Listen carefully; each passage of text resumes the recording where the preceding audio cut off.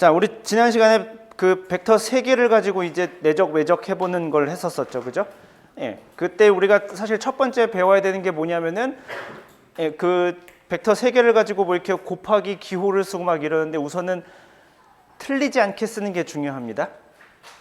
예, 무슨 말이냐면은 스칼라하고 벡터하고 곱하는데 무슨 이상한 기호를 쓴다든지, 스칼라하고 벡터를 내적시키려고 막 시도를 한다든지, 이런 식이면 이제 조금 그렇고요. 우리가 일단 아주 당연하고 기본적인 것 같지만 익혀야 되는 거는 내적 혹은 외적이 누구에게 어떤 대상에 적용되고 그래서 나오는 결과가 무엇인가, 요거를 우리가 일단은 당연하게 익숙하게 하고 넘어가야 됩니다. 그래서 우리가 지난 시간에 세 벡터를 가지고 할 수 있는 연산이 A 내적 B 크로스 C, 이런 게 있음을 보았었고, 요게 그래서 계산을 해보면은 공간상에서 생각해 보면은 우선은 ABC가 이렇게 있는데 BC를 외적을 하니까 3차원밖에 안 되죠. 그죠? 3차원 벡터밖에 안 됩니다. 우리가 지난번에 얘기했지만 굳이 그럴 수는 있어요. 만약에 벡터의 외적을 2차원에다가 정의한다고 하면, 2차원 벡터에다가 외적을 정의한다고 하면 사실은 정의가 안 되는데 그렇게 이야기할 수는 있어요. 예를 들면 XY 평면에 있는 벡터들끼리 외적을 하면 답은 G 방향을 가리키는 게 나오겠죠. 그죠? 결과가 수직한다고 했으니까 XY 평면에 있는 벡터들끼리 외적을 하면 G축의 평행한 방향에 혹은 뭐 위로 혹은 아래로 가는 그런 벡터가 나오게는 될 겁니다. 그러니까 2차원 벡터를 외적을 했을 때 무언가 되는 듯이 보이긴 하지만 결과까지 포함을 하려면 3차원이어야 합니다. 그죠? 만약에 진짜 모든 벡터가 다 2차원에만 있으면 G 방향으로 올라가는 벡터가 있을 수가 없잖아요. 그죠? 무슨 말인지 이해가 되죠? 그렇기 때문에 벡터의 외적을 정의하려면 무조건 3차원이어야 되고 4차원도 안 됩니다. 왜 안 되는지 그때 잠깐 뭐 이야기를 했었죠. 그래서 여기 이렇게 외적 기호를 쓰는 걸 보니까 이 A, B, C는 전부 다 3차원 벡터입니다. 그리고 우리가 별일 없으면 항상 3차원 벡터를 다룹니다. 그렇게 되는데, 그래서 요 세 벡터가 3차원 공간상에서 이루는 무언가, 세 벡터를 이렇게 모아놨을 때 육면체가 있을 것이고, 그게 꼭 직육면체 할 필요도 없습니다. 그냥 육면체겠죠. ABC의 평행한 그걸 따라서 이렇게 12개의 선분을 그어가지고 이렇게 만들어서 할 수 있을 것이고, 걔의 부피, 정확히 말하면 얘의 절대값이 부피죠. 왜냐하면 내적을 취하면 양수도 될 수 있고 음수도 될 수 있기 때문에, 그죠? 요것의 방향, 얘의 방향에 따라서 이게 음수가 될 수도 있잖아. B 크로스 C인데 이게 위로 아래로 내려가고 A는 위로 올라갈 수도 있잖아. 그러면은 내적을 취하면 음수가 되겠죠. 방향이 서로 이렇게 하면은 90도가 넘어가면 아마 음수가 될 겁니다. 그럼에도 불구하고 부피가 되기 위해서는 얘의 절대값이 씌워져야 할 겁니다. 아무튼 그래서 얘와 연관된 값이 요 세 벡터가 이루는 그 입체의 부피와 연관되어 있다라는 이야기를 했었고, 요거만큼 자주 나오는 것이 B 크로스 C였었고, 얘를 그래서 지난 시간에 논의한 결과 B 벡터와 C 벡터의 조합으로 이루어져야 돼라고 했었죠. 그죠? 왜 그런 거 하니?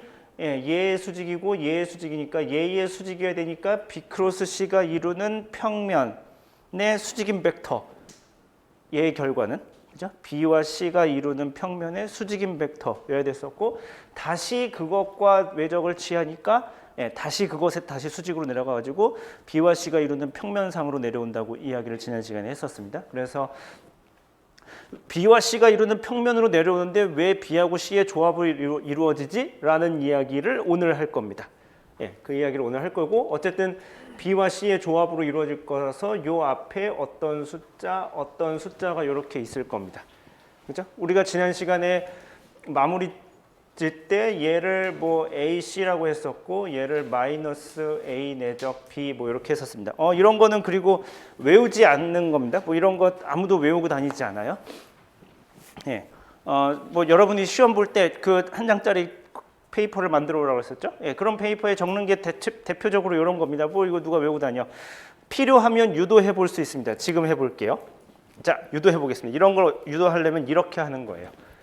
자, A 내적, A 외적, B 외적 C의 X 성분만 본다고 합시다.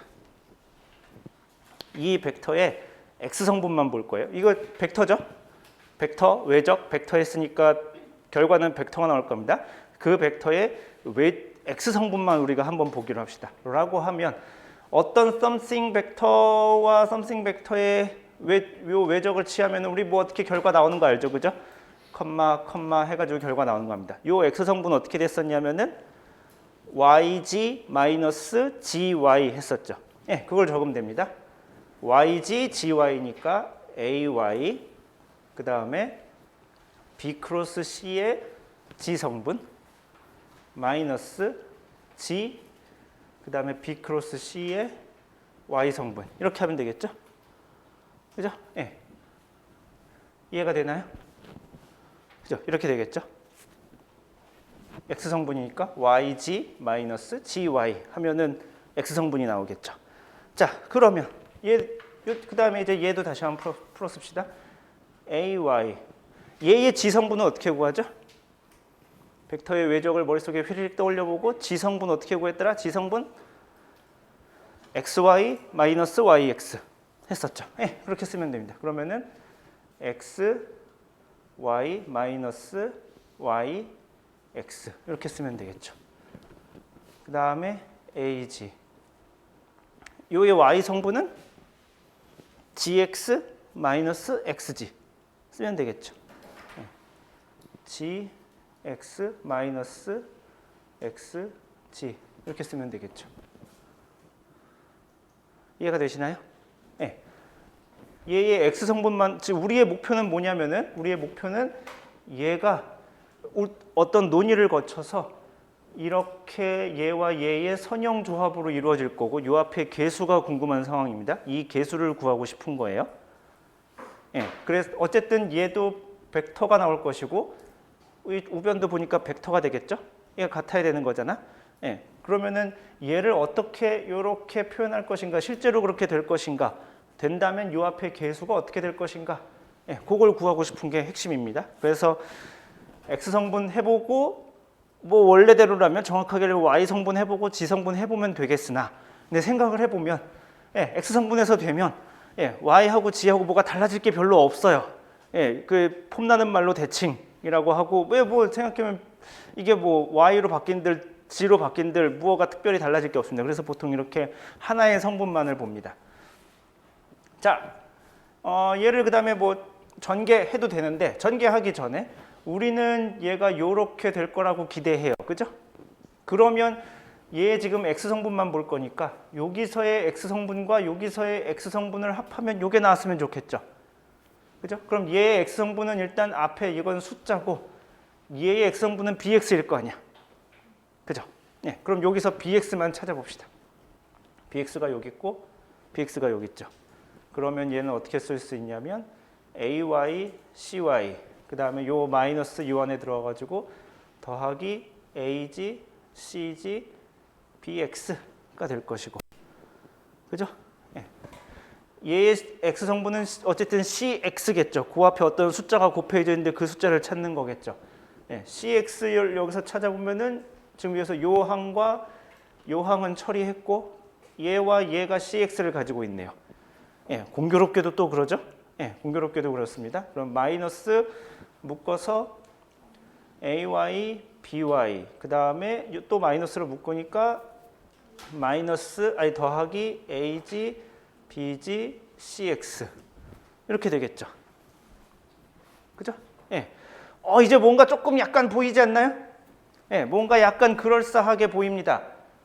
예, 뭘 하냐면 여기다가 ax, bx, cx를 여기다 더합니다. 예, 그럼 뭔가 있어 보이죠? 여기 왜냐면은 AY, CY가 있고 AG, BG가 있으니까 예, 뭔가 합을 맞춰주려면 AX, BX가 있으면 되겠죠. 이 괄호 안에. 그러면은 괄호 안에 그걸 더해준다는 소리는 AX, BX, CX를 더한다는 소리지. 그럼 여기서 빼줘야 되겠죠. 그죠? 똑같은 걸 등식을 성립하려면 똑같은 걸 더하고 똑같은 걸 빼면 되겠죠. 그래서 AX, 한 줄 더 쓸까? 한 줄 더 씁시다. 까짓 거. AY, CY 더하기 AG, CG, BX 마이너스 지금 AY, BY 더하기 AG, BG, CX가 있는데 더하기 ax, bx, cx 마이너스 ax, bx, cx. 네, 이러면 상관없죠? 똑같은 거 더하고 똑같은 거 뺀 거니까. 네, 그 다음에 얘를 여기다가 넣어줍니다. 그러면 bx를 묶을 거니까 ax, cx 더하기 ay, cy 더하기 ag, cg, bx 마이너스 cx를 묶을 거니까 남은 건 ax, bx 더하기 ay, by 더하기 ag, bg, cx. 네, 정리해서 쓰면 얘는 뭐냐면 a 벡터와 c 벡터의 내적 bx 마이너스 얘는 a 벡터와 b 벡터의 내적 cx 이렇게 되죠. 그죠? 네, 그러니까 얘가 진짜 이렇게 될까? 네, 되는 것 같고 x 성분만 따져봤더니 이 앞에 개수는 a 내적 c여야 되고 뒤에 개수는 마이너스 a 내적 b여야 되네요. 그죠? 그러면은 지금 계산을 살펴보면 뭐 y 성분, g 성분 바꿔도 뭐가 바뀔 게 하나도 없죠. 그래서 나머지 거 해보지 않더라도 우리가 얘가 이렇게 진짜 되고 이 앞에 개수는 a 내적 c, 얘는 마이너스 a 내적 b라는 것을 알 수 있습니다. 요거를 우리가 이렇게 그 벡터 처음 배울 때 벡터 아이덴티티 해서 배워요. 그러니까 벡터와 관련된 이게 뭐 등식들, 이런 것들에서 지금 이렇게 배우는 건데 이런 게 앞으로 무진장 많이 나오거든요. 이번 학기 뒤에 우리가 벡터 캘큘러스를 하겠다. 벡터 캘큘러스 배우고 나면은 막 이런 게 막 산더미 같이 나오거든요. 그 자주 나오는 거는 당연히 기억을 하지만 이렇게 가끔 나오는 것들은 어딘가에 이렇게 여러분들이 책을 보면서 이거 여기 찾아보면 나와. 내 노트 어딘가에 보면 나오고 이 책 어딘가에 보면 나와. 그리고 얘를 내가 원한다면은 이렇게 내가 답을 알아낼 수도 있지 라고 해두는 게 중요합니다. 그러니까 결과를 외우는 거는 저도 외우지 않아요. 저도 까먹습니다. 어떻게 외워 이거? 자주 나오는 거 어쩌다 한 번씩 나오는 거라서 당연히 외우지 않습니다. 근데 누군가가 답을 알아내야 된다고 이야기한다면 망설임 없이 이렇게 쭈루룩 계산해서 할 수 있습니다. 그리고 저는 책 어디를 펼치면 이야기가 나오는지 또 알고 있습니다. 뭐 길게 잡아야 5분 안에 찾을 수 있어요. 여러분들도 그렇게 돼야 되는 겁니다. 그렇게 공부를 하는 거예요.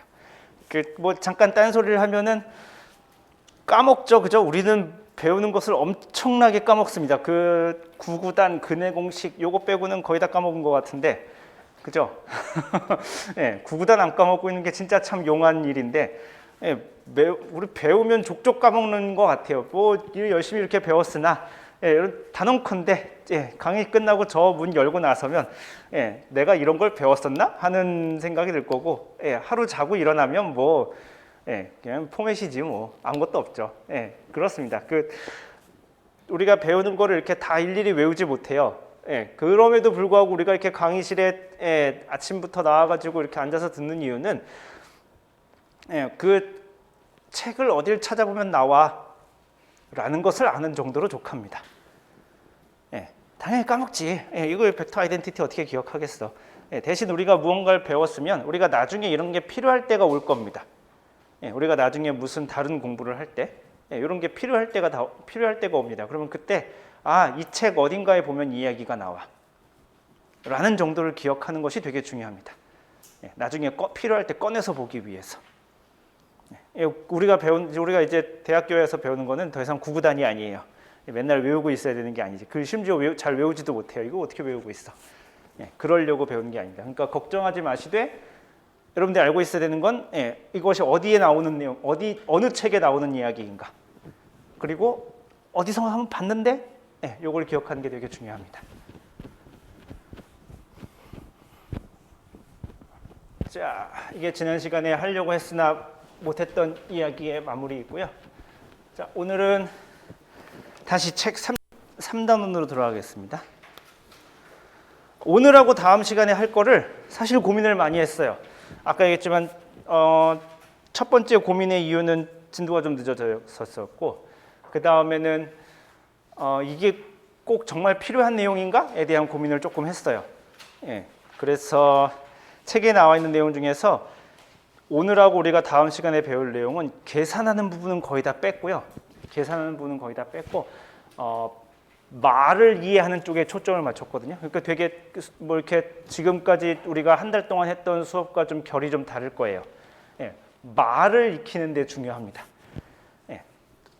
그 용어에 익숙해지는 게 중요해요. 요 용어가 익숙해져야 우리가 뒷부분에 중간고사 이후에 배울 내용과 그 다음에 여러분들이 신청을 할지 모르겠지만 2학기 때 배울 2학기 때 개설되어 있는 대기과학을 위한 미분방정식이라는 수업이 있는데 그 수업에서 우리가 배울 내용들을 기본적인 거기서 기본적으로 사용되는 개념들, 언어들 그런 것들을 우리가 오늘하고 다음 시간에 배우려고 해요. 나머지 계산은 다 뺐습니다. 3.7 선형 결합 선형 함수 선형 연산자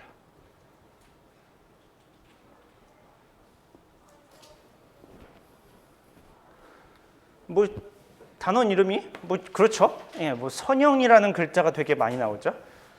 혹시 그렇지 않을 것 같지만 수학과 과목 중에 혹시 선형대 수학이라는 과목이 있는 거 아세요? 모르나요? 들어본 적은 있나요? 들어본 것도 처음인가요? 예, 선형대 수학이라는 과목이 있어요. 그러니까 우리 학교는 어떤지 모르겠는데 제가 학부를 다녔던 학교에서는 선형대 수학 개론이 있었고 선형대 수학이 있었고 그래서 일반 수학과에 있는 학생들은 선형대 수학 개론과 선형대 수학을 다 들었어야 됐고 그러니까 1년짜리 수업이죠. 다른 학과 학생들은 선형대 수학 개론은 웬만하면 다 들었어야 됐고 그러니까 한 학기 수업이죠. 그러니까 한 학기 내내 우리가 무언가를 배우는데 그게 이름이 선형대 수학이었어요. 여기 나오는 이 선형과 같은 글자입니다. 그러니까 한 학기 내내 무언가 배워야 될 만큼 굉장히 중요한 사실 주제입니다. 이것저것 관련된 계산들이 굉장히 많은데요. 일단 계산을 다 빼고 우리는 용어를 잘 알아두는 것이 급하고 일단 그리고 그것 정도로 우리가 되면 나중에 우리가 또 관련된 이야기를 할 수 있을 것 같아서 일단 용어를 잘 익숙하게 우리가 알아둡시다. 선형 결합이라는 게 있어요. 영어로 linear combination.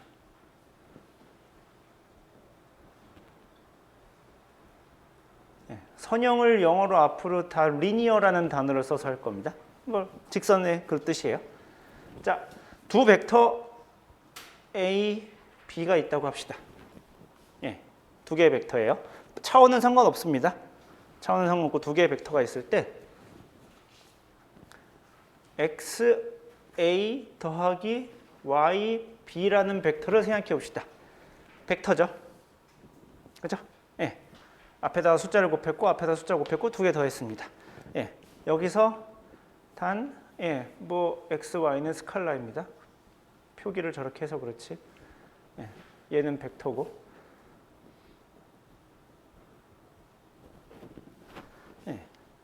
이것을 우리가 뭐라고 부르냐면은 A와 B의 선형 결합이라고 부릅니다.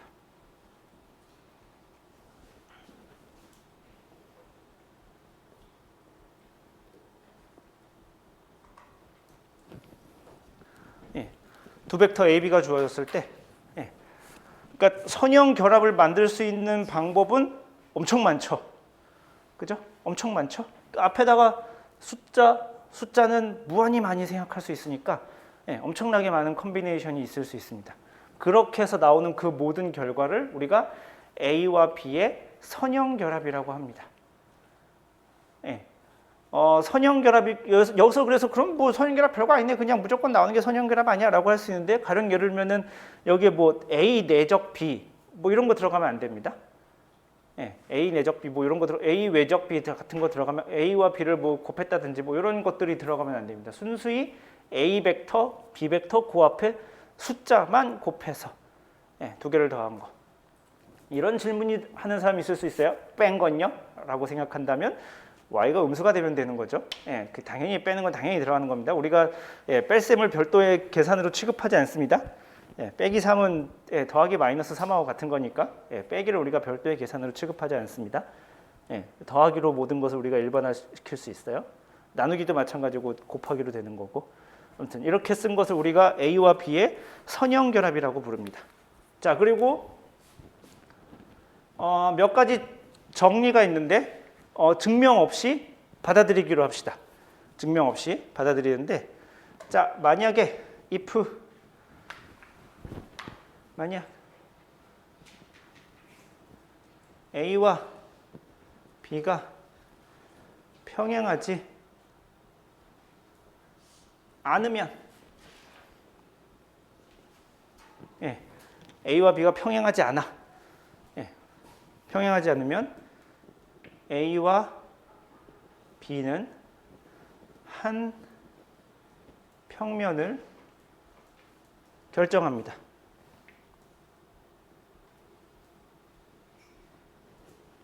A와 B는 하나의 평면을 결정합니다. 그러니까 두 벡터가 있는데 두 벡터가 평행하지 않아. 그러면은 하나의 평면이 결정됩니다. 이때 그 머릿속에서 머릿속에서 어떻게 그리시나 모르겠는데 머릿속에 그림을 그릴 때에는 두 벡터의 시점이 같아야 됩니다. 두 벡터의 시점이 같지 않고 이렇게 떨어져 있으면은 그러면은 평행에도 한 평면이 나오는데? 라고 할 수 있는데 두 벡터의 시점이 같아야 되는 겁니다. 같은 상태에서 평행해 버리면은 같은 벡터죠. 그러니까 이때는 평면이 무수히 많을 겁니다. 벡터의 시점이 같지 않으면 이렇게 될 수도 있잖아. 여러분들 고등학교 때 배웠나요? 꼬인 위치? 이렇게 해놓고 이거 한 평면 안 나오는데요? 이렇게 할 수 있는데 시점이 같아야 되는 겁니다. 이거는 시점이 다르기 때문에 상관이 우리가 처음에 벡터 배울 때 배웠었죠. 벡터의 시점 중요한 요소가 아닙니다. 벡터의 시점 벡터를 결정짓는 중요한 요소가 아닙니다. 그러니까 시점을 일치시키고 둘이 평행하면 사실 같은 벡터인 거고 이렇게 어긋나야 하나의 평면을 결정하겠죠. 그 얘기를 쓴 겁니다. 두 벡터가 있는데 두 벡터가 만약에 평행하지 않으면 하나의 평면이 결정됩니다. 머릿속에서 그 평면을 그려서 머릿속에 그림을 그릴 수 있습니다. 그리고 결정하고 A와 이게 중요한 말인데 A와 B의 선형결합은 반드시 그 평면 위에 있습니다.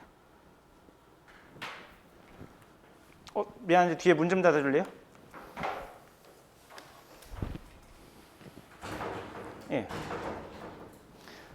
A와 B가 이루는 A 벡터가 있었고 B 벡터가 있었고 그러면은 A와 B를 포함하고 있는 혹은 A와 B가 이루는 어떤 평면이 있는데 A와 B를 선형결합하면 반드시 그 결과는 그 평면 위에 있어야 된다. 위로 올라가거나 아래로 내려가거나 하지 않습니다.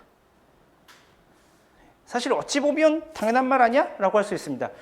그 평면을 기준으로 생각해 보면 뭐 A도 B도 그 평면 위에 있으니까 A, B를 가지고 그 위로 올라가거나 내려가거나 할 수 있는 방법이 없죠. A도 그 평면 위에 있는 거고 B도 그 평면을 벗어나지 않는데 얘를 가지고 어떻게 한들 그 평면 위로 벗어나게 하는 방법이 있겠어요?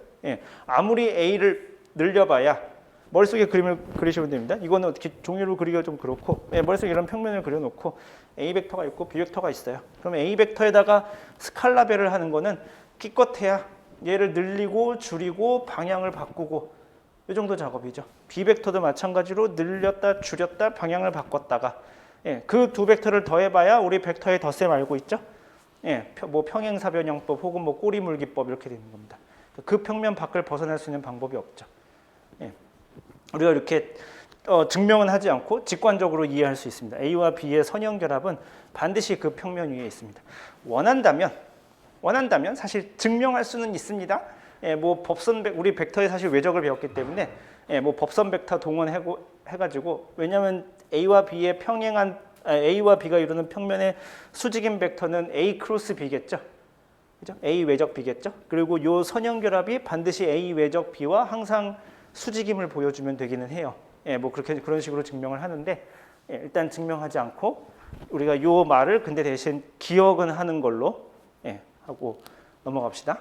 그 다음에 요 역도 성립합니다. 평면 위에 그 A와 B가 이루는, 앞에 말을 빼면 안 되지.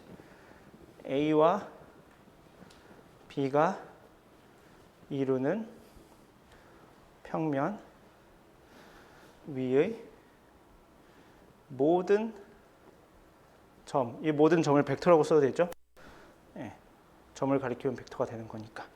벡터는 저 모든 점은 A와 B의 선형 결합으로 표현할 수 있다.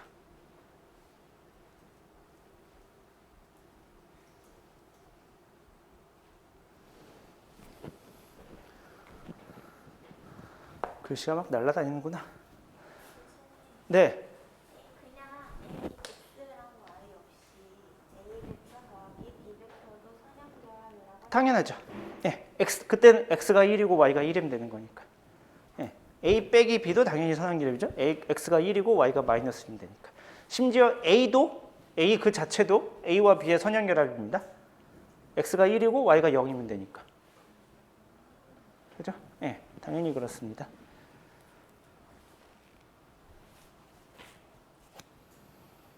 A와 B가 이루는 평면 위의 모든 점은 A와 B의 선형결합으로 표현할 수 있습니다. 아까랑 이야기랑 여기 성립하는 겁니다. 무슨 이야기냐면은 A와 B를 선형결합을 했어. A와 머릿속에 계속 지금 그 평면이 있어야 됩니다. 어떤 머릿속에 그 수평면을 그리시고 그 위에 A와 B가 이렇게 있어요. 평행하지 않은 두 개의 벡터가 있습니다. 그랬을 때 얘를 선형결합하면 반드시 그 평면 위에 있습니다. 이게 아까 우리가 했던 이야기죠. 그죠? 얘와 얘를 리니어 컨비네이션 하면, 영어 써보면 리니어 컨비네이션 해보면 반드시 그 평면 위에 있습니다. 거꾸로 그 위에 있는 어떤 점, 그 점이야 뭐 원점에서 거기 이으면은 벡터가 되는 거니까, 어떤 점 혹은 어떤 벡터라도 A와 B의 선형결합으로 표현할 수 있습니다. 어떤 것이 주어지더라도. 요 마지막 문장은 그 이야기입니다. 그러니까 사실 얘하고 얘는 서로 이렇게 뒤집은 이야기죠. 두 개의 선형결합은 반드시 그 평면 위에 있고, 거꾸로 그 평면 위에 있는 모든 벡터는 선형결합으로 표현할 수 있습니다. 사실 그러면은 뭐 아무거나 주었다 쳤을 때 이거를 말하기 위해서는, 그러니까 윗문장을 말하기 위해서는 무언가 증명을 해야 되겠죠. 아까 이야기했던 대로 A와 B의 선형결합이 이 평면의 법선 벡터와 항상 수직해, 뭐 이런 이야기를 해야 될 거고, 뒤에 이야기는 그 평면 위에 있는 임의의 벡터가 주었을 때 우리가 걔의 x하고 y를 구해낼 수 있을까에 대한 문제로 사실 바뀌긴 합니다. 그죠? 어떤 예를 들면 그 평면 위에 아무거나 하나 주었어. 그러면은 얘를 선형결합으로 쓸 수 있어? 라고 물어보는 거는 결국 아무거나 주었을 때 x하고 y를 구할 수 있어? 라는 말로 대치될 수 있는 이야기이기 때문에 구할 수 있냐? 라고 물어봐야 되는데 일단은 받아들이고 이렇게 넘어가도록 하겠습니다. 요게 일단 두 벡터의 선형결합입니다. 이해가 되시나요? 이게 무슨 말인지? 요게 두 벡터를 가지고 선형으로 결합했다라는 것을 요게 가리키고 있습니다. 아이고, 제 노트에서 이렇게 한국어를 많이 쓰는 경우가 흔치 않은데. 선형결합이라는 이야기를 했고, 두 번째 선형함수라는 게 있습니다. 그러니까 선형결합은 우리가 한 줄씩으로 써보면은 더하기 yb 이렇게 쓸 수 있겠습니다. 얘가 선형결합. 선형결합 말을 신나게 기억해 놓고 나서 그게 어떻게 쓰는 거였더라? 이거를 기억 못하면 좀 곤란하죠. 두 벡터 ab가 있을 때 그 앞에 숫자 곱해서 더한 형태, 얘를 우리가 선형결합이라고 하는데, 선형함수 linear function 이라는 게 있습니다. 자, 정의. 너무 이렇게 쓰면은 너무 이 수학과 노트인데, 수학과 노트 맨날 이렇거든요. 이렇게 소제목 쓰고, 정의, definition, 무엇을 무엇이라고 한다 쭉 쓰고, 그 다음에 정리, theorem, 어쩌고 저쩌고 이것을 만족한다. 프루프, 증명, 이렇게 쓰고, 그 다음에 뭐 렘마라고 해서 뭐 다른 정리라는 게 있습니다. 보조 정리, 이걸 위에 만족했을 때 또 어떤 정리가 만족하는가. 되게 수학과스러운 노트인데, 자, 어떤 함수 f가 있어서 이 f가 이런 성질을 만족해야 됩니다. 첫 번째, f에다가 x1 더하기 x2를 이렇게 집어넣으면 각각의 것을 더한 결과와 같습니다.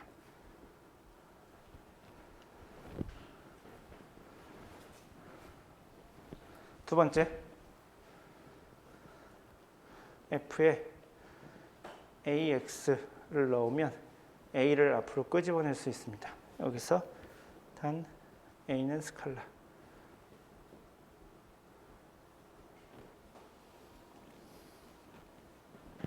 이것을 만족하면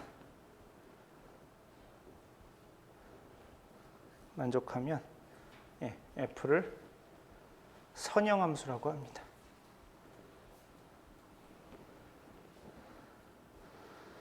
선형함수라고 한다. 만족하는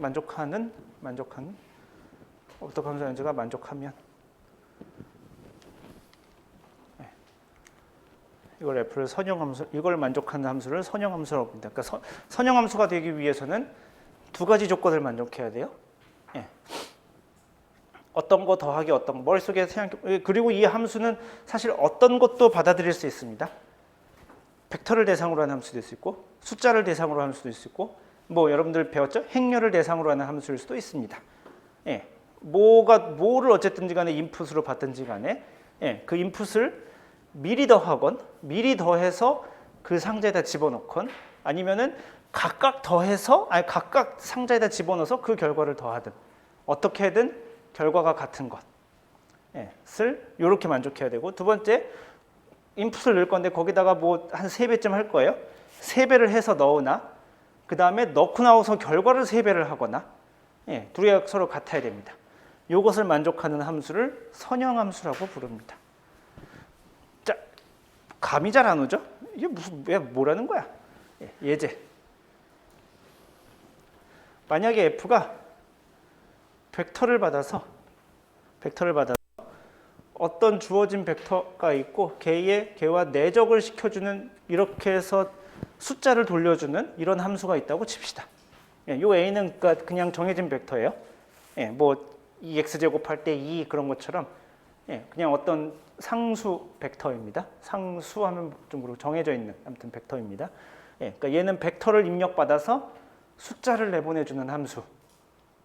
그죠? 벡터를 인풋으로 받아서 숫자를 내보내주는 함수인데, 자, 얘가 문제에서 나왔다 칩시다. 얘가 선형함수인가? 라고 했다고 칩시다. 얘가 선형함수인가? 그럼 체크해봐야 됩니다. 이것을 만족하는가를 물어봐야 되는 겁니다. 첫 번째, f에 뭐 우리 벡터 x보다는 r이 조금 더 친숙하다고 쳐서, 안 친숙한가? 뭐 이거를 계산해 봅시다. 좌변을 계산해 보는 거예요. 좌변을 계산해 보면 f는 들어온 녀석을 뒤에다 써주고 a 내적 들어온 녀석으로 해주면 되죠. 여러분 헷갈리면 말을 이렇게 바꾸면 돼요. f는 f의 r은 a 내적 r이야 이러면 헷갈리니까 f는 a 내적 들어온 녀석. 그러면은 들어온 녀석이 이거니까 a 내적 들어온 녀석 이렇게 써주면 되겠죠. 이게 f의 계산 규칙이죠. 그리고 우리가 내적은 지난 시간에 했지만 그 분배 법칙이 성립하는 걸 배웠죠. 분배 법칙 성립한다고 했었죠. a 내적 r1 더하기 a 내적 r2가 성립할 겁니다. 그죠? 분배 법칙이 성립한다고 했으니까.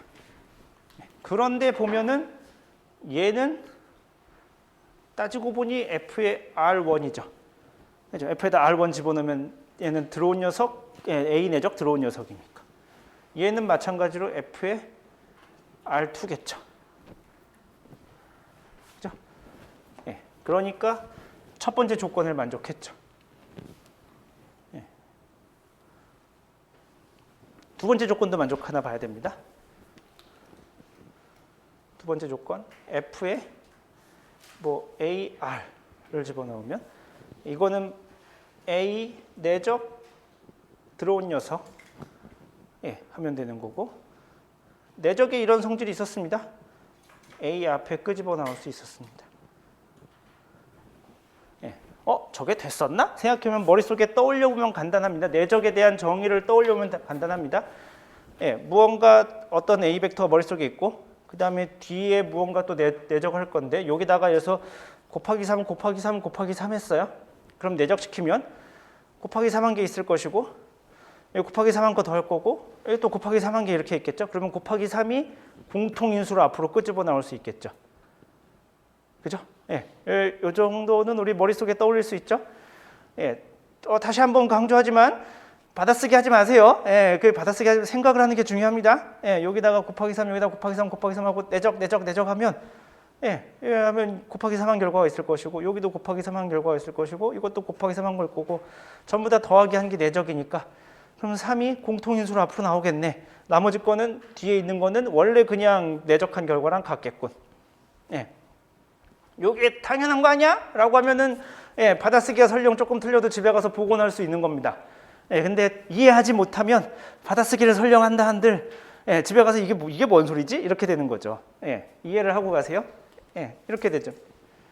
얘는 그러니까 지금 봐서 알 수 있듯이 얘는 AFR과 동일하죠. 그러니까 동그라미 1과 동그라미 2를 만족하네요. 그러니까 F가 만약에 이런 식으로 정의됐다면 이런 F는 선형함수입니다. 벡터를 인풋으로 받는 함수인데 선형함수입니다. 이해가 되시나요? 끄덕끄덕. 자, 공간이 어디다 적어야 될까? 요거 예제 다 적었죠? 예제 다 적었죠? 조금 시간이 필요한가요? 5, 4, 3, 1, 땡. 자, 벡터를 인풋으로 받는 함수인데 만약에 이런 게 있다고 칩시다. 어떤 벡터의 크기를 돌려주는 함수가 있다고 칩시다. 자, 그러면 얘가 선형함수인가 아닌가 체크해 봐야 됩니다. 첫 번째, F의 R1 더하기 R2는 들어온 것의 크기니까 이쪽에다 써줄까? 는 R1 더하기 R2이겠죠? 그죠? 들어온 벡터의 크기. 그러니까 저렇게 써주면 되겠죠? 그 다음에 F의 R1 더하기 F의 R2는 얘의 크기 더하기 얘의 크기가 되겠죠. 그죠? 지금 좌변과 우변이 같은지 체크해 보려고 하는 겁니다. 그게 선형함수, 같아야 선형함수라고 했으니까 두 개가 지금 같은지 다른지를 보려고 하는 겁니다. 자, 두 개가 같은가요? 두 개가 같은가요? 다르죠? 달라요. 그리고 조금 이것에 대해서 아는 사람이라면은 어느 쪽이 큰지 작은지도 말할 수 있습니다. 어느 쪽이 크게 해요? 그죠? 밑에 게 항상 크죠? 아주 훌륭하게 잘 배우셨네요. 밑에 게 항상 크거나 같습니다. 아이고 이렇게 쓰면 좀 저기 하구나. 한 줄 더 써야겠구나. R1 더하기 R2에 R1 더하기 R2 이렇게 됩니다. 이름하여 삼각부등식입니다. 이걸 우리가 트라이앵글 이니퀄리티라고 부르고 혹시라도 뭐 지금 배우니까 다 잘 아시는 것 같지만 혹시 높아시면 난 잘 모르는데 하는 사람을 위해서 생각해 보면은 R1이 이렇게 있고 R2가 이렇게 있다면 R1의 길이는 이거고 R2의 길이는 이건데 두 개를 더한 벡터는 이렇게 돼서 항상 두 개를 더한 게 더 길게 되겠죠. 우리 이거 삼각형 할 때 배운 이야기죠. 그래서 돌아가는 길이 항상 더 직선 거리가 항상 더 짧습니다. 그래서 이게 항상 더 짧게 됩니다. 이 이야기를 쓴 겁니다. 그래서 얘는 트라이앵글 이니퀄리티라고 따로 부르고요. 삼각부등식 이렇게 됩니다. 같은 경우는 두 개가 서로 평행하면 R1하고 R2가 서로 평행하다면 같게 되겠죠. 그러나 그렇지 않다면은 안 같습니다. 벌써 안 같으니 1번을 만족하지 않았으니 뭐 별로 볼 것도 없네요. 그죠? 얘는 선형 함수가 아닙니다. 혹시나 하는 높아심에 굳이 따져볼 필요는 없지만 얘를 계산해 본다면 얘는 이것이 되겠죠. 그죠? AR의 절대값 하면 될 것이고 그러면은 A의 F의 R은 A 곱하기 R 이렇게 되겠죠. 자, 위하고 아래하고 같나요? 이거하고는 같나요?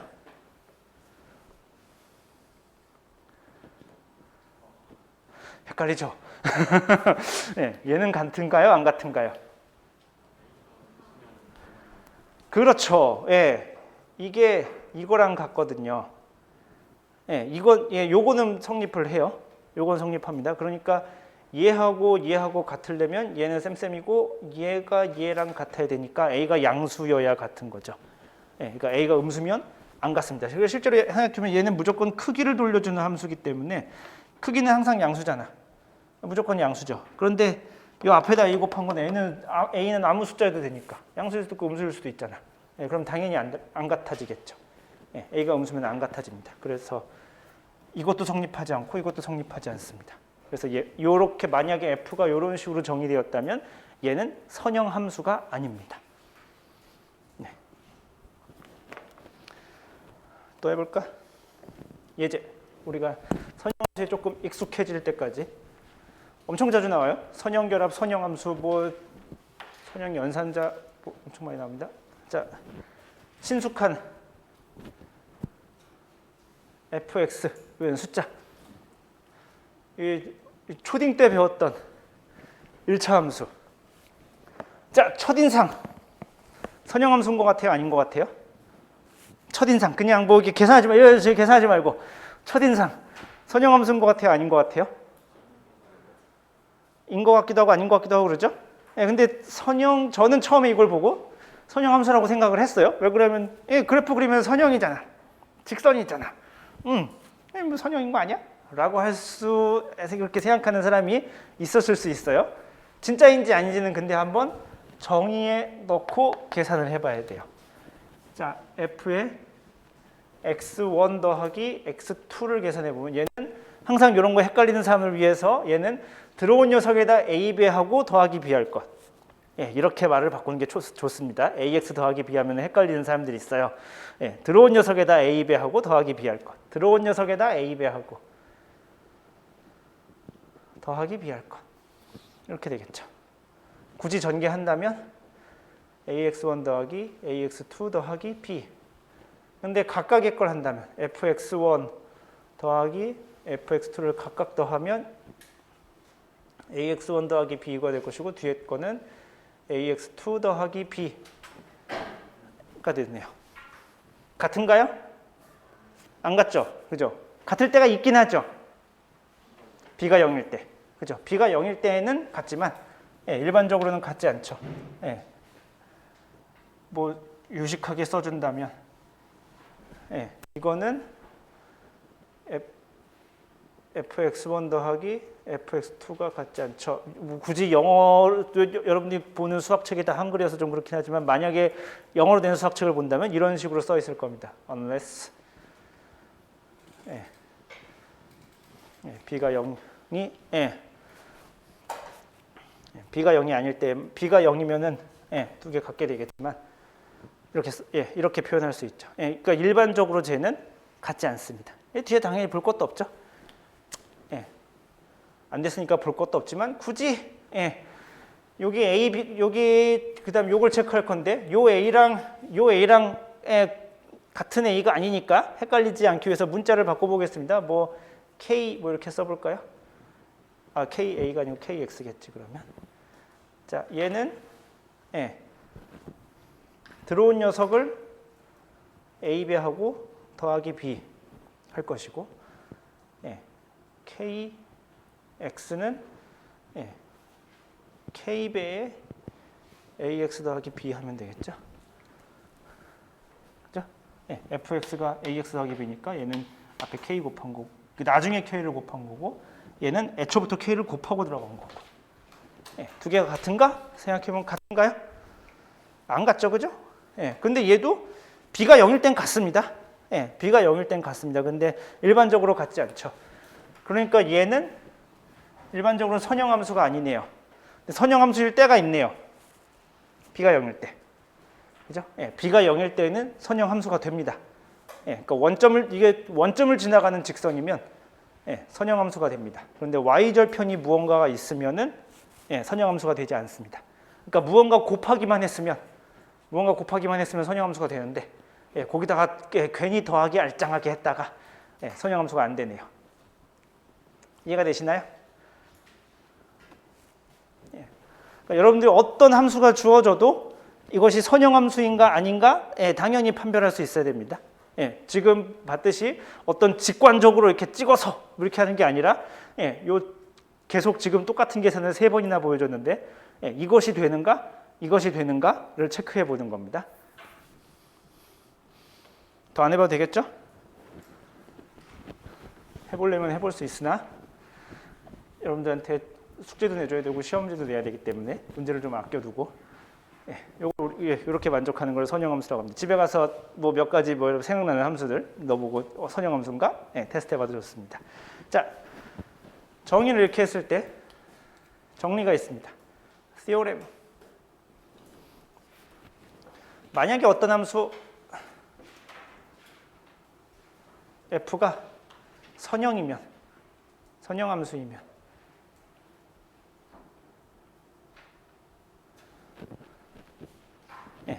어떤 함수 f가 있어서 그것이 이런 성질을 만족했다고 칩시다. 그런 선형함수이면 다음의 성질을 만족해야 됩니다. 첫 번째, 0을 넣으면 반드시 0이 나와야 됩니다. 그것이 선형함수라면 0을 넣으면 반드시 0이 나와야 됩니다. 두 번째, f에다가 ax 플러스 by를 넣으면 이게 이거랑 같아져야 합니다.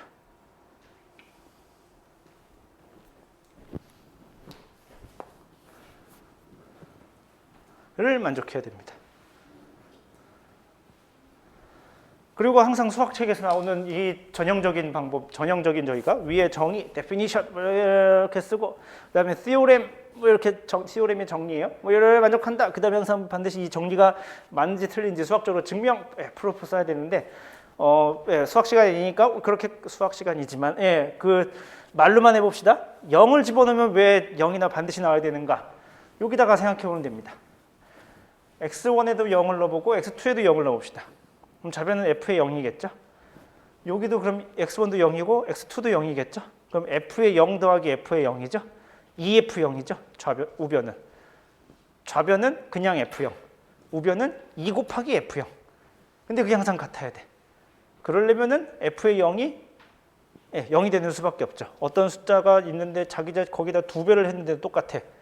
그런 숫자는 0밖에 없습니다. 그러니까 f의 0은 반드시 0이어야 됩니다. 그래서 아까 1차 함수가 선형함수였다 아니었다 하는 이유가 그랬습니다. 0을 집으면 반드시 0이 나야 되는데 y절편이 있으면 0을 넣으면 0이 안 나오죠. 그죠? 그래서 걔가 안 됐던 거고 y절편이 0일 때 선형함수가 됐던 것도 걔는 0을 넣으면 0이 나오거든. 그러니까 뭔가 후보가 되는 겁니다. 그 다음에 요 두 번째 정리는 요걸 가지고 요거 적당히 1번과 2번을 적당히 조합하면 금방 나올 것 같죠? f의 something 더하기 something은 먼저 이렇게 합해서 넣으나 그 다음에 각각의 걸 넣고 나서 합하나 똑같겠죠? 그러면은 f의 ax 더하기 f의 by랑 같을 것이고 f의 ax는 요거에 의해서 a 숫자가 앞으로 빠져나올 수 있고 f의 by는 b가 앞으로 빠져나올 수 있습니다. 그래서 얘는 이렇게 되는 것과 같습니다. 눈썰미가 있는 학생이라면 뭔가 비슷하지 않나요? 뭔가 비슷한 것 같아 라는 느낌이 좀 뭔가 말할 수 없는 무언가 그거지만 뭔가 생긴 게 비슷하게 생겼어 라는 느낌이 있었으면 좋겠어요. 이래서 사실 용어가 같은 용어를 쓰는 이유거든요. 위랑 생각해보면 아까 선형 결합이라는 것과 선형 함수라는 게 전혀 다른 이야기를 하고 있죠. 선형 결합은 두 개 앞에다 스칼라 곱해서 더하는 이야기, 그래서 새로운 무언가를 만드는 이야기를 하고 있고 무언가 새로운 벡터를 만드는데 새로운 벡터를 어떻게 만들었냐면 원래 있던 거 두 개에다가 숫자를 곱해서 더해. 그럼 그게 선형 결합이야. 그게 뭐? 예. 그리고 선형함수는 뭐 이런 성질을 만족하면 선형함수래. 그래, 알겠어. 근데 왜 두 개가 다 똑같이 선형이지? 라고 말할 수 있는데, 예. 무언가 정확하지는 않지만, 예. 무언가 얘를 봤더니, 예. 요 마지막 요 문장을 봤더니 얘랑 무언가 비슷하게 생겼죠. 그죠? 예. 자기 숫자 곱해서 더한 거. 여기도 숫자 곱해서 더한 거. 예.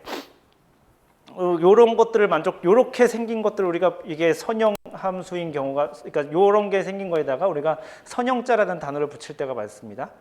예. 자, 요렇게 만족하는 걸 우리가 선형 함수라고 하고요. 2번을 우리가 확장시키면, 예, 2번을 확장시키면 꽤나 어렵고 중요한 이야기를 할 수 있습니다. 오늘 한 번에 이걸 이해할 거라고 기대하지 않습니다. 근데 제가 여러 번 반복해서 이야기할 거거든요. 예, 그래서 그때 기억해 두시면 좋겠는데, F에다가 얘를 확장해서 어떻게 쓸 거냐면은 A1x1 더하기 A2x2 더하기 점점점 더하기 ANxn. 얘가 딱 두 개만 있는 게 아니라 이렇게 돼 있는 게 n개로 늘어났어요.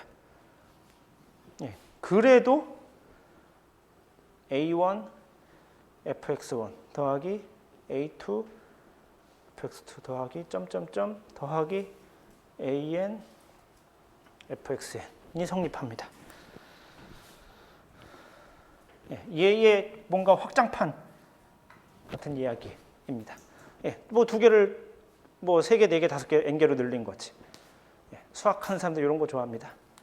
자, 얘는 뭔가라고 생각해 보면은, 이게 생각해 보면은 일종의 요게 우리가 결과를 알고 있는 거예요. 이게 일종의 소스예요. 예, x1, x2, 뭐 x3 점점점 요것들이 일종의 소스입니다. 근데 걔네들에다가 앞에다 숫자를 와장창창창 곱했어. 그다음에 더했어. 예, 나중에 보야겠지만 요게 선형결합, 얘도 선형결합인데, 선형결합 앞에서 두 개라고 했는데 얘 이렇게 해도 선형결합입니다. 이렇게 해도 선형결합인데, 요렇게 한 것에다가 요렇게 한 것을 집어넣으면 어떻게 될까를 생각해 보는 겁니다. 예, x1 뭔가 있어. 함수가 있는데 x1, x2, x3 이게 뭐가 있는데 거기다가 숫자를 막 곱해서 이게 더했어. 복잡하게 생겼겠죠. 그죠? 숫자를 곱해서 막 더했어. 물론 답이 뭐가 나오겠지만, 예, 그거를 함수에다 때려 넣어. 모르겠는데 이렇게 되는데, 걔는 답이 어떻게 나오냐면은 x1을 함수에 넣은 것, x2를 함수에 넣은 것, x3를 함수에 넣은 것, 걔네들 결과를 받아. 그 다음에 걔네들에다가 숫자를 곱해. 그 다음에 더해. 그것과 같아라고 하는 겁니다. 그러니까 무언가 덩어리에 대한 이야기를 했는데 이게 하나의 큰 덩어리예요. 예, 이 덩어리에 대한 이 덩어리를 함수 결과로 넣으면 뭐가 나올까를 생각해보면 각각의 걸 쪼개서, 예, 함수에다 집어넣은 다음에 거기다 숫자를 곱해서 더해. 과 같은 겁니다. 아랫 계산이 일반적으로 훨씬 더 쉽습니다. 윗 계산보다. 예, 윗 계산은 인풋이 뭐가 되게 복잡한 경우예요. 집어넣으면 뭐가 나오는지 잘 모르겠어. 예, 근데 그거를 더하기로 쪼개고 그 앞에 있는 숫자를 끄집어내 가지고, 물론 이것이 만족하려면 f가 선형함수여야 합니다. 이것이 선형함수라는 아주 나이스한 조건을 만족하면, 예, 이런 복잡한 인풋이 비교적 간단한, 예, 뭐가 간단해라고 할 수 있는데 이렇게 처리가 될 수 있습니다. 예, 얘를 그래서 우리가 나중에 배울 건데 얘를 뭐라고 부르냐면은 중첩 원리라고 부릅니다. 안 잘리지? 예, 영어로 superposition principle이라고 부릅니다. 그래서 유식한 말로 어떤 함수 f가 선형함수이면, 예, 그 함수는 중첩 원리를 만족해라고 말할 수 있습니다. 뭔 소리야? 예, 오늘 수업을 배우기 전까지만 해도 선형함수란 말도 뭔 소리인지 몰랐고 중첩 원리가 뭔 소리인지 몰랐는데 이제 우리는 요 문장을 말할 수 있는 겁니다. 예, 어떤 함수가 선형함수이면 걔는 중첩 원리를 만족해. 예, 뭔지 하나도 모르지만 있어 보이는 말이죠. 예, 무슨 말이야? 그렇게 되는데, 요 중첩 원리 혹은 선형함수라는 게, 요 중첩 원리라는 개념이 사실 엄청 중요합니다. 엄청 중요해요. 예, 여러분들이 그 역학 같은 걸 배울 때 유체역학, 저랑 하는 유체역학 혹은 3학년 1학기 때 배우는 대기역학에서 요 중첩 원리라는 개념이 엄청 중요합니다. 예, 이 세상에 만약에 중첩 원리가 성립하지 않으면 우리는 이 세상을 지금처럼 잘 이해하지 못했을 거예요. 우리가 지금처럼 이렇게 뭐 일기예보를 하고 뭐 좀 뭔가 좀 끄적거릴 수 있고 뭔가 예측할 수 있고 이런 이유는 이 세상에 중첩 원리가 성립하기 때문입니다. 뭔 말이야? 계속 지금 뜬구름 잡고 있는 이야기를 하고 있죠. 계산도 하나도 안 해보고. 그런데 아무튼 일단 아까 얘기했지만 되게 자주 나올 이야기니까 오늘은 일단 중첩 원리 뭐 그런 게 있다며 그 정도쯤 제가 나중에 물어봤을 때 여러분 중첩 원리 배웠나요? 라고 나중에 물어보면은 어디선가 한번 들어본 것 같은데요 정도쯤은 배웠으나 기억이 나지 않습니다. 이런 말 말고 어디선가 한번 들어본 것 같은데요 요 정도쯤은 됐으면 좋겠습니다. 그게 오늘의 목표입니다. 중첩 원리라는 게 성립합니다. 자, 시간이 선형 연산자 이야기를 하면 끝나겠군요.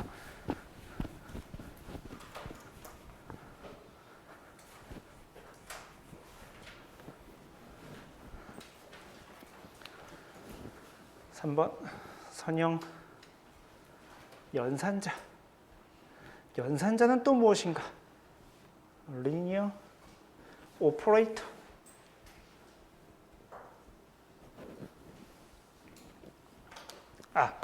뭐 여담이지만 제가 예전에 한번 숙제를 낸 적이 있었는데 다 잘 못 풀더라고.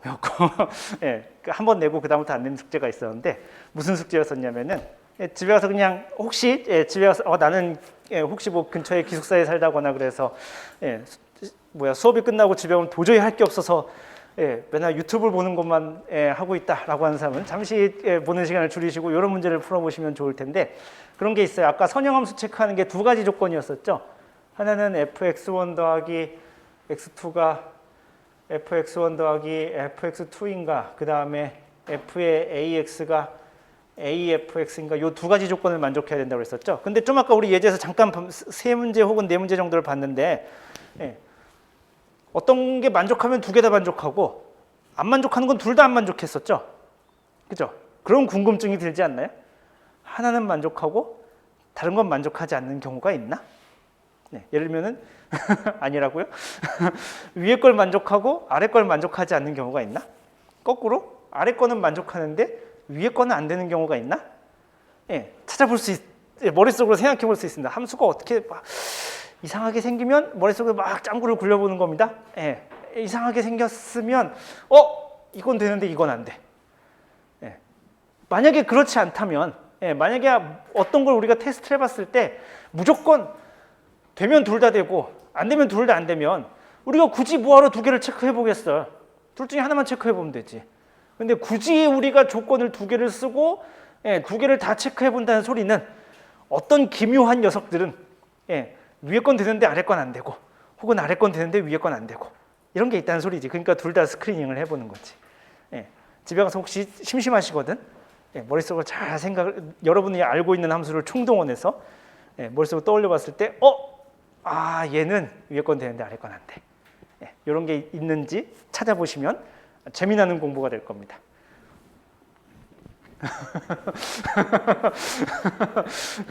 아무도 동의하지 않는 이야기를. 자, 우리가 미적분학에서 이런 이야기를 배웠어요.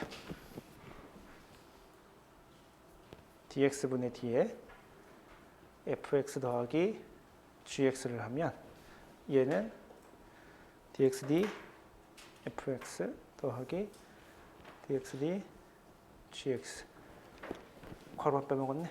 이렇게 됐었고 그 다음에 dxd afx를 하면 이거는 앞에 숫자가 이렇게 나올 수 있었어요. 요건 우리가 미분 배울 때 배웠던 이야기죠. 그죠? 우리 고등학교 때 미분 했을 때 했던 이야기입니다. 자, 얘를 한번 좀 잘 째려볼까요? 앞에 있는 선형함수랑 무언가 생긴 게 비슷하죠. 그죠?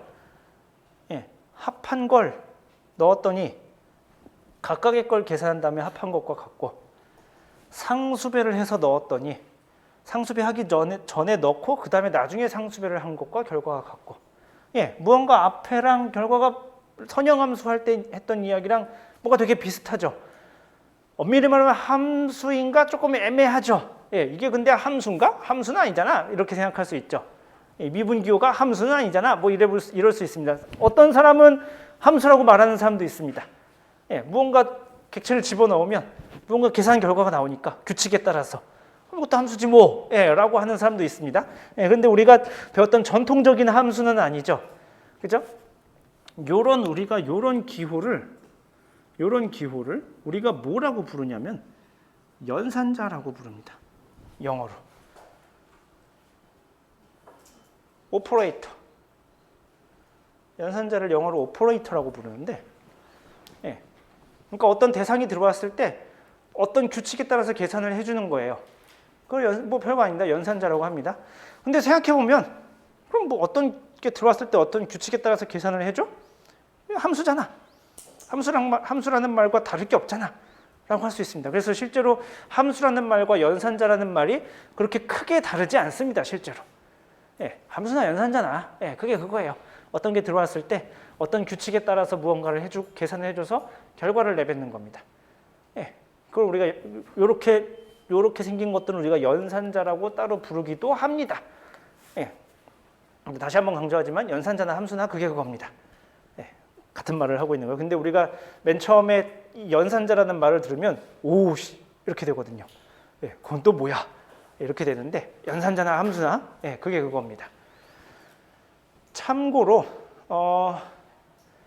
이거는 우리 과의 대기과학을 배울 때는 그렇게 사실 많이 쓰이지는 않는 용어이긴 해요. 연산자라는 말이 어디서 주구장창 나오냐면은 사실 그 물리 수업을 들을 때 엄청 나옵니다. 혹시 그 물리과에서 배우는 수업 중에 과목 이름 중에 혹시 양자역학이라는 과목을 이름을 들어본 적 있나요? 무슨 내용인지 모르지만 어디선가 한 번은 들어본 듯한 이름이죠.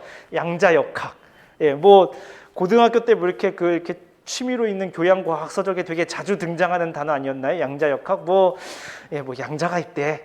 뭐 조금 더 읽은 사람들은 곱하기 뭐 얼마값만 띄엄띄엄 어떤 값을 가질 수 있대. 그다음에 하이젠베르크 이름 나오고, 뭐 조금 더 익숙한 사람은 그 아인슈타인하고 뭐하고 내기를 했다며, 이런 말도 어디선가 들어본 적 있고, 그 정도에 나오는 양자역학. 그걸 사실 양자역학이라는 과목을 저도 들었는데 저는 꽤 많이 들었었는데, 재수강도 하고, 엄청 어려워요.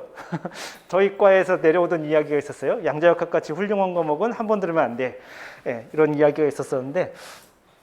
아무튼 그 양자역학을 우리가 수학적으로 무언가를 이해할 때 아주 자주 나오는 개념이 사실 거기 연산자라는 개념이에요. 그래서 그거를 설명하면서 되게 자주 나오는 용어인데 우리가 앞으로는 쓰지 않겠지만 이런 말이 있다는 걸 알아둘 필요는 있습니다. 그리고 우리가 미분기호를 우리가 나중에 쓸 거예요.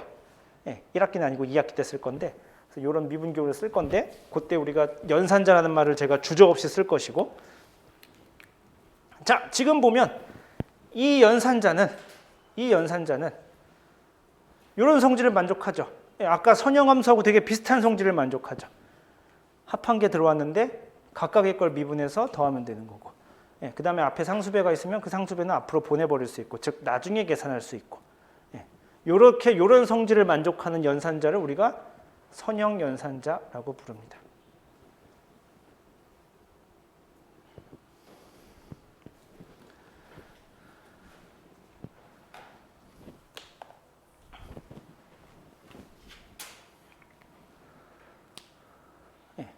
그래서 이런 것은 선형 연산자가 아닙니다. 예를 들면은 어떤 fx가 들어왔을 때 대표적으로 이건 선형 연산자가 아닙니다. 미분을 해. 근데 그 앞에다가 자기 자신을 곱하게 돼 있어. 이런 규칙에 의한 계산은 이것은 선형 연산자가 아닙니다.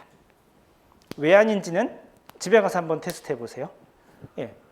미분해서 자기 자신이랑 곱하면 이것은 선형 연산자가 아닙니다. 보여줄까? 보여줘야 되나요? 보여줍시다.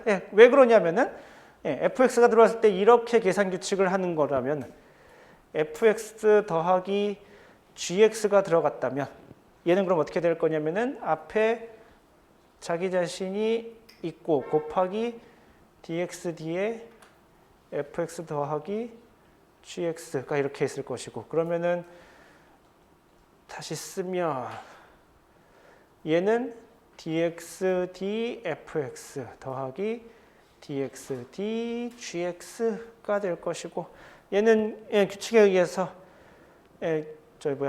분배 법칙을 이렇게 하면 되죠. 더하기 얘도 이렇게 되겠지만 두 항은 이렇게 나오겠지만 그거 말고도 뭐가 나오냐면은 fx dx dgx 더하기 gx dx dfx가 나오겠죠. 예, 그러니까 요거 두 개까지만 나왔으면 선형인데, 그죠? 예, 들어온 거를 미분해서 자기 자신이랑 곱해라는 규칙에 맞게 요거 계산 두 개가 되는데 얘는 나오면 안 되는 것들이 나왔죠. 그래서 얘하고 얘하고 얘가 같지 않게 됩니다. 그래서 요렇게 연산하면은 요런 연산 규칙은 요런 연산자가 있다면 걔는 선형 연산이 아닙니다. 대표적으로 사실 요걸 왜 썼냐면은 나중에 여러분들 유체역학이나 대기역학 시간에 배우는 이류라는 게 있습니다. 어드벡션 이렇게 가는 거. 어드벡션 계산할 때 어떤 항이 나오냐면은 u 라운드 x분의 라운드 모르겠지. 라운드 빼고 라운드 빼. dx분의 du 이런 게 나와. u가 뭐냐면은 x 방향으로의 윈드 스피드거든요. x 방향으로의 윈드 스피드인데 이런 연산자가 나와요. 들어왔을 때 x에 대해서 미분하고 그 다음에 자기 자신 곱하고. 그러니까 얘는 얘랑 지금 똑같은 거죠. 얘는 그래서 요 이류는 선형 연산자가 아닙니다. 아주 대표적으로 대기과학에 아주 유명하게 등장하는 비선형 현상이 요 이류항입니다. 그래서 대기과학이 어려운 이유고 반대로 어떻게 보면은 지금까지 그래도 우리가 밥을 벌어먹고 살 수 있는 큰 이유 중에 하나입니다. 이게 만약에 선형이었으면 아마 쉽게 풀렸을 거야. 그래갖고 아마 한 100년 전쯤에 이미 다 끝났을지도 몰라. 그런데 얘가 선형이 아니어서 몹시 계산이 어렵습니다. 그래서 요 계산이 어렵기 때문에 자연계가 이렇게 되게 복잡한 이유 중에 하나입니다. 그래서 오늘 우리가 배운 거는 선형결합, 선형함수, 선형연산자라는 말을 배웠습니다.